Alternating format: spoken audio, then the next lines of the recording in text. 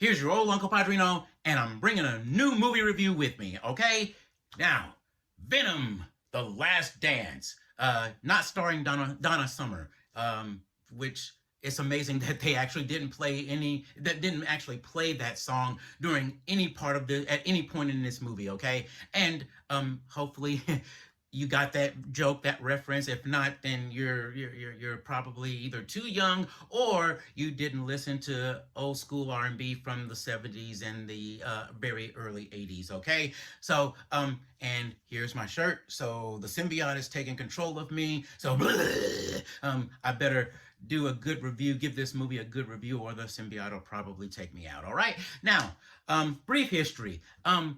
During the 80s, there was in the Marvel comics, there was an event called the Secret Wars. And the reason that they were so secret was because they took place off planet and no one knew about it. No one on the outside knew about it other than the characters that were involved in it. Okay, now this story is basically about the beyond a character called the Beyonder, and he is conducting basically an experiment, trying to figure out which is more dominant in the universe, good or evil. Okay, so what he does, he takes bits and pieces from various different planets with different environments and whatnot, and terrains and whatnot, and plasters them all together into one solid planet. It's kind of like a patchwork planet, I guess, or a scrapbook planet, I guess you could say.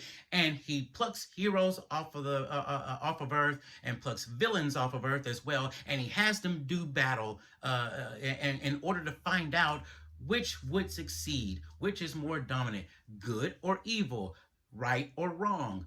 And basically that was it. That was the whole premise of the story in that. But anyway, one of the heroes, of course, that is involved in the Secret Wars is Peter Parker, aka Spider-Man. And after one battle, his suit is all ripped up and torn apart and whatnot, and that's usually the case for Peter when he's in an intense battle. Look, he doesn't have like lots of money, so he can make new suits and have new suits built for him, like Tony or Bruce.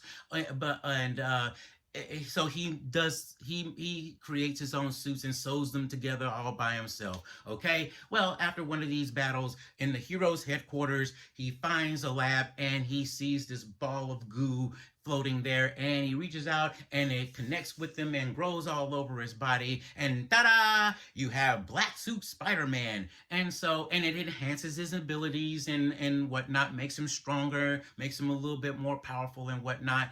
And so after the Secret Wars end, and all of the heroes and villains are returned back to Earth, he decides to keep the black suit. He decides to keep this thing on. Now, the problem is, although he's doing a great job and the suit is working so incredibly well for him, he notices that he's becoming more emotional, primarily more angry and aggressive. Okay, and so he goes to Reed Richards of the Fantastic Four, and he finds out that it's an alien. The symbiote is an alien life form, not this alien life form, but it's an alien life form, and that it's a symbiote. And what it does is is making Peter more aggressive and more angry so that it can feed off of that anger and aggression. All right, so Peter's trying to tear it off and whatnot and get it off of him and whatnot, and he can't get it off. So Richards uses sound wave, not this sound wave, but sound waves because a particular sound frequency actually causes pain to the symbiote. And so the symbiote goes off and goes away and runs away. Peter's like, good riddance, that's that. Okay, enter Eddie Brock. Eddie Brock is a reporter for the Daily Bugle, and he's down on his luck. He's all kinds of angry and whatnot and mad at the world and whatnot. And so he encounters the symbiote, and they merge, and they become poison to Spider-Man. And that's why they call themselves Venom. So that's pretty much how it all happened. All right. Now, in other in when it comes to Venom, there are other ways that they've incorporated the symbiote as far as the origin go, because as far as other mediums go outside of the comic books, because if you try to tell the entire story the way that I did, you would have to go through all of this backstory. You would have to spend tons of resources getting all of these, characters in and whatnot, which would make it far more expensive. So they've done it in other ways over the past several decades now. So say like in the 1990s Spider-Man the animated series of the 90s, the symbiote attached itself to a space shuttle returning to Earth, okay? And everything happened from that point on. Well, in the Spider-Man trilogy from Sam Raimi back in the early 2000s, Spider-Man 3, which by a lot of fans is considered the weakest of the trilogy, of that trilogy, I should say. Sam Raimi didn't want to do Venom. He wanted to have basically Harry Osborn taking on the mantle as the second Green Goblin and the Sandman. Well, the people up top, the higher ups, primarily Marvel Comics, said no, throw Venom in as well, and he reluctantly did it, which is why the third one didn't turn out as well. But in the third movie, the symbiote arrives to Earth pretty much kind of the same way. Okay, now in these three Venom movies, the symbiote arrives somewhat the same way. I think it arrived on an asteroid. I can't remember now. It's been a while. So they've always changed the origin, and I think the origin is different in the series the cartoon Spectacular Spider-Man, and I think it's different in Ultimate Spider-Man cartoon as well. And I think it's different. The creation of Venom is different in the Spider-Man 2 video game for the PlayStation 5, I think. So don't please correct me on this if I'm wrong, okay? But anyway, Venom is always going to be around, and Spider-Man fans, including myself, always consider Venom to be like the number one villain in Spider-Man's Rogues Gallery. Now, Venom isn't really a villain. He's an anti-hero. He's not really a villain. He's not really a hero. He just is. He's the in between, I guess you could say, the medium. And so, but he considers Spider-Man an enemy because he's bitter that the symbiote is bitter that he rejected him. And Eddie Brock is just pissed off just to be pissed off as well. So, but Venom is always going to be around in some form or fashion, and he's always going to be a thorn in Spider-Man's side. You also the symbiote has made its way around the Marvel universe as well. It merged with Peter's high school bully, now as an adult anyway, merged with Flash Thompson and became Agent Venom. So it's merged with several characters, including even the Guardians of the Galaxy, I think, at some point. I'm not sure. I can't remember now. But anyway, he's always going to be around, all right? He's a constant, okay? So, this movie, The Last Dance, the story, all right? It's been a year in movie time anyway, since Eddie and the symbiote met and merged and became who they are, all right? And in the last two movies, because of the crimes and because of the murders and things like that of characters and people and destruction that reigned during those first two movies, well, Eddie is now a wanted man. Okay, so he thinks to himself, I need to lay low. I know some people I still know some people in New York. I can probably talk to them and I can get them, so I can go up there and we can hide out and lay low for a while until this all blows over or until we can figure out something, okay? So they begin their journey across the country. Well, there's a character called Knull, Knull. Now, I've never heard of this character up until this movie, but apparently he's been around for a good little while now. So, but Knull apparently created the symbiotes. Okay, and right now he's trapped in this dimension, this closed off dimension, this void, I guess you could say, because the symbiotes turned against him, defeated him, and placed him into this void, in said void. Okay, well, in order to get out, he needs one of the symbiotes, one symbiote in particularly the black symbiote, which is Venom. Okay, so although he can't get out, he opens portals up and sends out his I guess you can say, like, I call them alien hounds, I guess you can say, because they're like beagles or bloodhounds that hunt foxes and bunnies and whatever. So, but they don't look like dogs, mind you, but they're, that's what they're there for. I guess you could call them sweeps, from Transformers the movie and Transformers G1 season 3. Scourge, the tracker, and his huntsman, the sweeps. So, but anyway, they go out and start hunting for Venom, okay? Here's the thing though, they can't detect him until the symbiote and Eddie go full on Venom, all right? So, so that makes it now. Eddie can still conversate with the symbiote back and forth inside of his head, or the symbiote can come out of his shoulder and talk to him, like, blah, blah, blah, blah, blah, Eddie, blah, blah, blah, blah, blah, blah. And so now, and the hounds wouldn't be able to detect him, but when he goes full on Venom, that's when they can detect him. So Venom is now a MacGuffin. If you don't know what the term MacGuffin means, Google it, look it up, and it'll explain what it is. Okay, so that's pretty much how the story goes. There's a couple of laughs here and there, and chaos and action ensues. I guess that's the best way you can put all of this. Okay, so uh, as far that's about as far as I can go as far as the story goes. All right, now the positives. The story's okay. I mean, it's not the best, it's not the worst, it's just okay. I mean, if you have a Venom itch, it'll scratch it basically, okay? And another positive is it's good to see. It really is good to see, and I don't like using the term bromance, but that's basically what it is.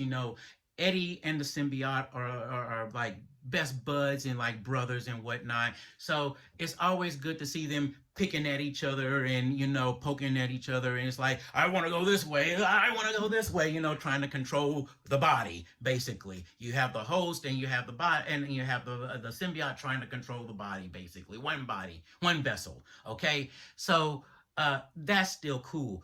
You also, another positive is that you have, a couple of characters from the first two movies that make an appearance, like a brief appearance in the movie as well. The other thing, this movie is about an hour and 30 minutes long, so it's not a very long movie as well. Okay, now the negatives. The story, like I said, it isn't good, it isn't bad, it's just there. So because of that, it is kind of boring. I mean, there's nothing to really get too excited about, unfortunately.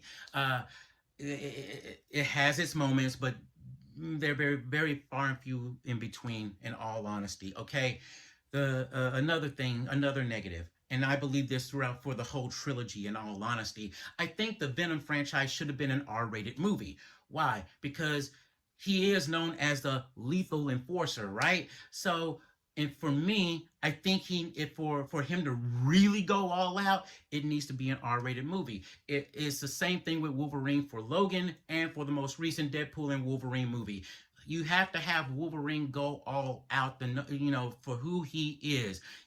Berserker Rage, or Berserker Barrage, and Drill Claw. No, I'm sorry. I'm switching mediums here. But schnicked and stabby, stabby, stabby, Swiss cheese. Slice and dice. Cut up and all of that. I mean, that's who he is. Now, yes, you can get around it, just like the first several X-Men movies that were rated PG-13, or like the X-Men, the animated series of the 90s, or Wolverine and the X-Men from the early 2000s.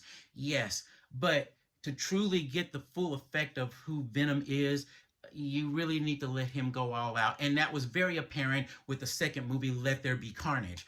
Carnage, Cletus Cassidy is, how to say this without getting in trouble with YouTube. He liked offing people, okay, for just pleasure, for fun, okay? And when he became Carnage, he was even more deadly. And so with the second movie, you didn't get that feeling. We all should have gotten that feeling. He should have been able to go all out, okay? And so for me, I think that these movies should have been rated R. I understand. Yes, rated PG-13 means that you can put more butts in seats and you can probably get more families to come and whatnot, or get more children to come and take an interest in it, especially since, well, not in this case, but well, Venom is connected to Spider-Man, although this Venom technically isn't. Okay, so I think that it would have benefited of being rated R. Moreover, now, when Venom in the movies, when Venom bites off people's heads and whatnot, uh, if I remember correctly, in the comics, at that point in time in the comics, several decades ago, the symbiote was sick. It had a virus or an illness or something like that, and in order to cure itself, it had to consume human brains. In the movies, the symbiote basically just brains are a food source, a delicacy, I guess you could say. So, um, again, with the movies, that's about as far as it goes, as far as close to rated R, but that's it, really, in all honesty. um the other thing is, another negative, I should say, is that um this movie suffers the same fate as the more recent Ghostbusters movie, Ghostbusters Frozen Empire. Too many characters and too many unnecessary characters on top of that. Okay? Uh, this movie has the same issue as that one. Too many unnecessary characters. Some of them are, and the majority of them being new, mind you, but they were all unnecessary. If you cut all of those characters out, I think it would have still been extremely well done. It would have helped. It would have helped it a lot more as far as pacing goes, as far as this movie goes. Okay, and that leads me to my other point. My other negative is that even though this movie is an hour and 30 minutes, the pacing is horrible. I was bored, a good chunk of the time. And so I think not having all of those characters there would have really helped. And I understand you have to give some of these characters a backstory so you can understand where they're coming from and whatnot, things like that. Completely understandable. But they were just unnecessary. They didn't have to be involved in this in any form or fashion. Okay. Another thing is is the CGI special effects, the computer generated graphics. Okay, computer generated special effects. Okay, there are times where the CGI special effects, in all honesty, I thought I was looking at a PlayStation 2 video game. It's like, really? I know you probably had a little bit of a bigger budget in this. Why didn't you use it? Okay. And so that really kind of took me out of the movie to an extent as well.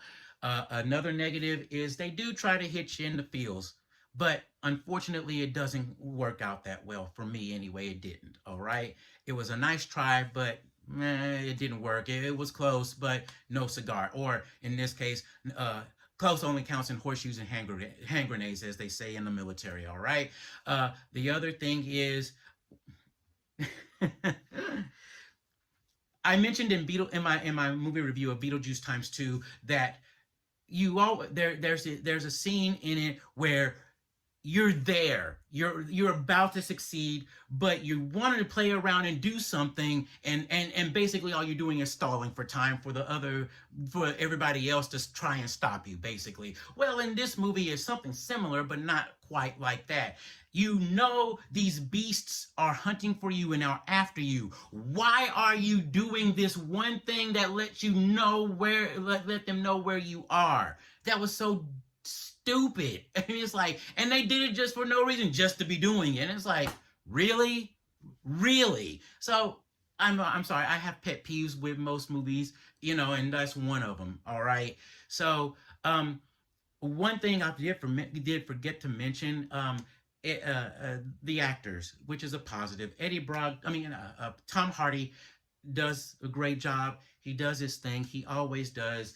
And he's playing both Eddie Brock and Venom. I mean, both at the same time. So it's great to see how he goes from one to another. So it's pretty cool that he's able to do that, and he says he's willing to make more of these if they want to. All right, but it's kind of funny because when you think about it, he went from Bane to Venom, and they're both kind of the same thing. I mean, if you know the meanings of the words Bane and Venom, kind of a poison. Okay, so that that's pretty much it as far as this movie goes, and those are my thoughts about this movie. Okay, um,